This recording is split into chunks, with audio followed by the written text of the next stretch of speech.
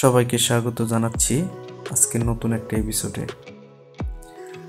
আজকে আমি আপনাদের সাথে শেয়ার করব যশোর জেলার কেশবপুর উপজেলা সাগরদাড়ি যে মহাকবি মাইকেল মধুসূদন দত্তের মধুমেলা হয়, মধুমেলায় কিভাবে যাবেন এবং কি কি থাকছে পুরোটা সময় জুড়ে আমি আপনাদের সাথে থাকবো বাবলুর রহমান। চলুন তো আমরা কেশবপুর এবং যে কুমিরা যে বাইপাসটা চলে গেল, ওই বাইপাসে বগার মোড় নামে একটা জায়গা, ওই মোড় থেকে আমরা সাগরদাড়ির দিকে রওনা হব। তো যথারীতি বগার মোড় চলে আসলাম, বগার মোড় থেকে আমরা সাগরদাড়ি পথ ধরলাম।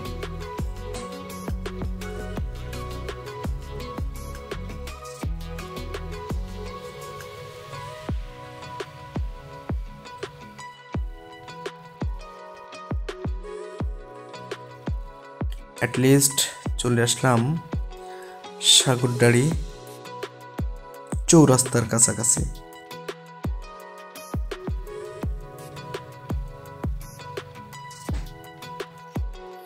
এখানে বলে রাখি, যারা বাইক নিয়ে আসবেন অবশ্য গাড়ি পার্কিং করার জন্য ভ্রাম্যমান কিছু গ্যারেজ আছে, যেগুলো থেকে আপনারা 50 টাকা অথবা 100 টাকার বিনিময়ে গাড়ি পার্কিং করতে পারবেন।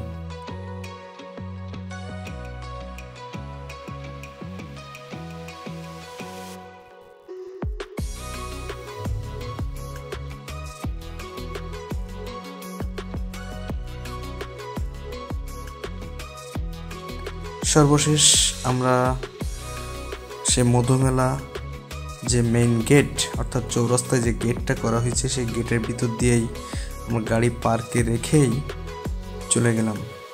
অসংখ্য দোকানপাট দেখতে পাচ্ছি রাস্তার দুই ধার দিয়ে।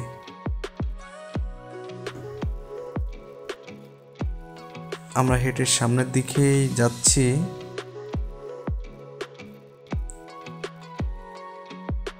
দোকানপাট, শীতের রাত, যদিও এখনো রাত হয়নি, সন্ধ্যা। এর ভিতর দিয়েই একটা মসজিদ দেখতে পাবেন। মসজিদটা অত্যন্ত চমৎকার দেখতে। মসজিদটা বাইতুল মামুর কেন্দ্রীয় জামে মসজিদ, অর্থাৎ সাগরদাড়ি যে কেন্দ্রীয় জামে মসজিদটা রয়েছে সেটা। এরপরে চলে আসলাম মহাকবি মাইকেল মধুসূদন দত্তের সেই স্মৃতি জাদুঘর, অর্থাৎ তিনি যেখানে বসবাস করতেন সে জায়গায়। এইখানে ওনার শ্রদ্ধাঞ্জলি কেশবপুর জেলা প্রশাসক থেকে ওনার যে শ্রদ্ধাঞ্জলি দেওয়া হয়েছে, তার পাশেই একেবারে পাশেই যে পৈতৃক যে ভিটা, কবির পৈতৃক ভিটা, সেই পৈতৃক ভিটায় আমরা আছি।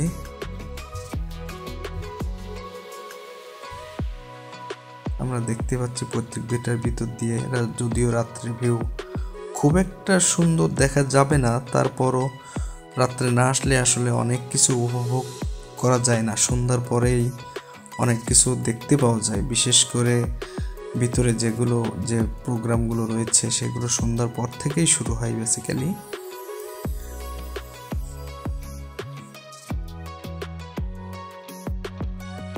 বঙ্গভূমির প্রতি একটা কবিতা, যেটা অনেকে হয়তো জানেন।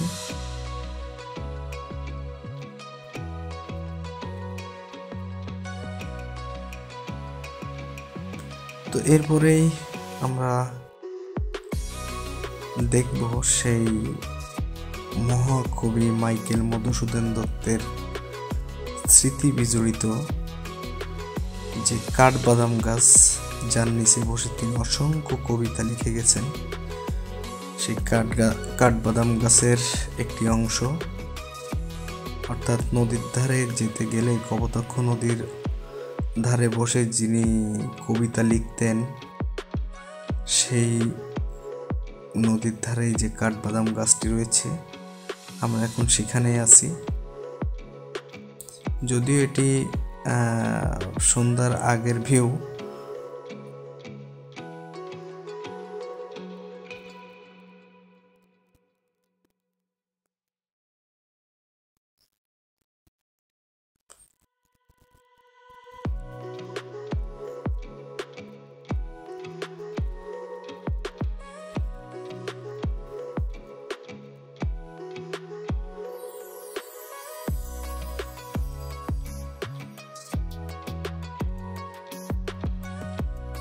এরপরে আমরা দেখতে পাচ্ছি সেই কপোতাক্ষ নদ।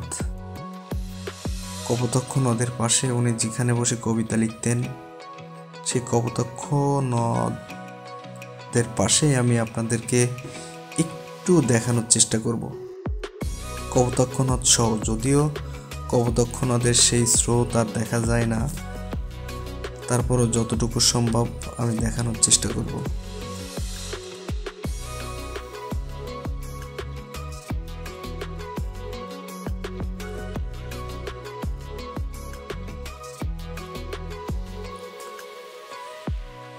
এরপরে আমি আপনাদেরকে সেই মধুপল্লের ভিতরে যেখানে অনেক কবিতা, অনেক বই যেগুলো পাওয়া যায়, আমরা সেই গেট দিয়েই ভিতরে ঢোকার চেষ্টা করলাম।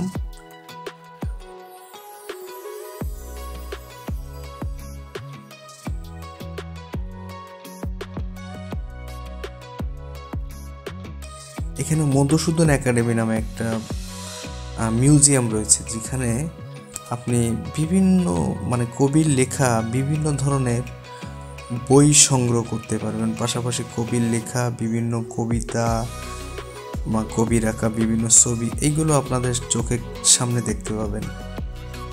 এই মিউজিয়ামের ভিতরে এইগুলো রয়েছে।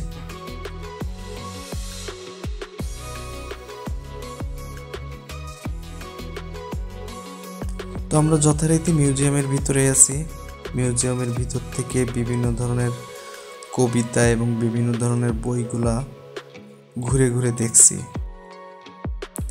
এবং পাশাপাশি আপনাদেরকে সাথে নিয়ে সেটা দেখার চেষ্টাও করছি। যদিও অনেক ভিড়, সেই ভিড় ঠেলেই কিন্তু আমি আপনাদেরকে এইগুলো দেখানোর চেষ্টা করছি। এরপরে ওইখানে দেখতে পাবেন মহাকবি মাইকেল মধুসূদন দত্তের বিভিন্ন রচনা সমগ্র, বিভিন্ন বই, এগুলো আপনারা কিনতে পারবেন। এরপরে আমরা যে মঞ্চ, মধুমেলার যে ওপেন যে মঞ্চটা দেখতে পাচ্ছেন, যেটা জেলা প্রশাসক সহ উপজেলা প্রশাসনের বিভিন্ন লোকজন এখানে আসে, এবং বাংলাদেশ থেকে বিভিন্ন নামি দামি লোক থেকে শুরু করে বিভিন্ন শিল্প গোষ্ঠী কিন্তু এখানে বিভিন্ন ধরনের আয়োজন করে থাকেন। তার সামনেই আপনারা দেখতে পাবেন, সামনে কিছু দূর এগিয়েই যে ভিতরটা, অর্থাৎ ভিতরের দুই সাইডে অসংখ্য দোকান, কাপড়ের দোকান, বিভিন্ন কসমেটিক্সের দোকান সহ অনেক ধরনের দোকানপাটের যে একটা মেলার যে একটা রূপরেখা, সেটা কিন্তু এখানে দেখতে পাবেন। এরপরেই আপনারা একটু সামনে এগুলো দেখতে পাবেন যে বাচ্চাদের জন্য খুব সুন্দর একটা আয়োজন, অর্থাৎ ট্রেন, বাচ্চাদের জন্য যে ভ্রাম্যমাণ যে ট্রেনের ব্যবস্থা রয়েছে এখানে অনেক সুন্দর। যারা বাচ্চা নিয়ে পরিবার পরিজন নিয়ে ঘুরতে আসবেন, তারা এই জায়গাটা দেখে অবশ্য বাচ্চারা খুবই উৎফুল্ল সহকারে এই জায়গাটাকে উপভোগ করবেন। এরপরে আমি আপনাদেরকে নিয়ে যাব দ্য অলিম্পিক সার্কাস, অর্থাৎ আমাদের গ্রাম বাংলার একটা ঐতিহ্য সার্কাস। সেই সার্কাস আপনাদের চোখের সামনে পড়বে। সময় নিয়ে যারা আসবেন অবশ্যই সার্কাস দেখতে পাবেন।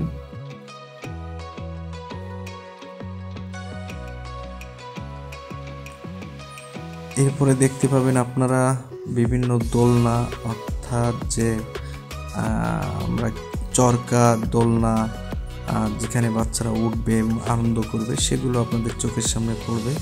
এবং তার সামনেই কিন্তু বিভিন্ন ধরনের আয়োজন রয়েছে, যেগুলো বিভিন্ন ধরনের ভ্রাম্যমাণ নাচ গানের যে আয়োজনগুলো রয়েছে। এর পাশে আর একটা বাচ্চাদের খেলার জন্য খুবই সুন্দর একটা জায়গা, খুবই সুন্দর একটা জায়গা।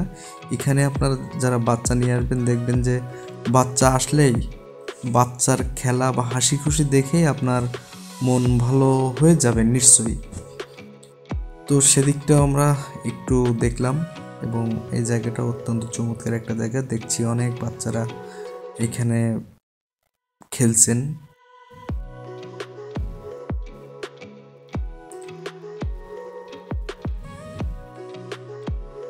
এরপরেই আপনারা দেখতে পাবেন বিভিন্ন হোটেল, অর্থাৎ যে নান্না বিরিয়ানি হাউস থেকে শুরু করে বিভিন্ন রাত্রে খাওয়ার জন্য বিভিন্ন হোটেল চোখে পড়বে। আপনারা চাইলেই এ ধরনের হোটেল থেকে আপনারা রাত্রে খাবার সেরে নিতে পারবেন। এরপরও যারা আমি সামনে একটা জিনিস লক্ষ্য করলাম, যারা জিএসএম সেক্টরে কাজ করেন অর্থাৎ মোবাইল সার্ভিসিং সেক্টরে কাজ করেন, ওপরে কিন্তু দেখতে পাচ্ছেন মোবাইল সার্ভিসিং আছে, অর্থাৎ নিচে কিন্তু মোবাইল সার্ভিসিংয়ের কোনো অস্তিত্বই আমরা খুঁজে পেলাম না। বিষয়টি যথেষ্ট ভালোই লাগছে। এরপরে দেখতে পাবেন আপনার কপোতাক্ষ চিড়িয়াখানা, অর্থাৎ স্থানীয় যে চিড়িয়াখানার ভিতরে হয়তোবা মানে ভ্রাম্যমাণভাবে তৈরি কয়েকদিনের জন্য, এক সপ্তাহের জন্য একটা চিড়িয়াখানা।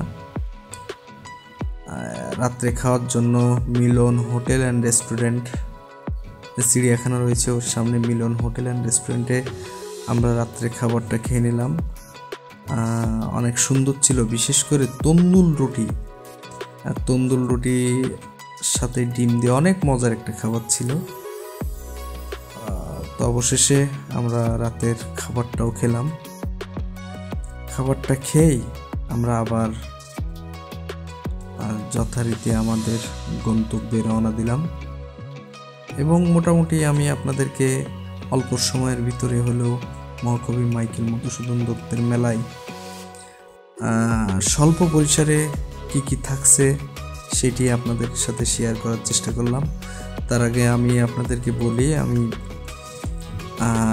এই ধরনের ভিডিও আরও পেতে চাইলে অবশ্যই আপনারা আমার চ্যানেলটি সাবস্ক্রাইব করবেন এবং লাইক কমেন্টস করবেন, কারণ আমি চেষ্টা করি যে বিভিন্ন সময় আপনাদের সাথে এই ধরনের ভিডিও করার, এবং আপনারা জানেন এই ধরনের ভিডিও করতে কিন্তু অনেক কষ্ট হয়।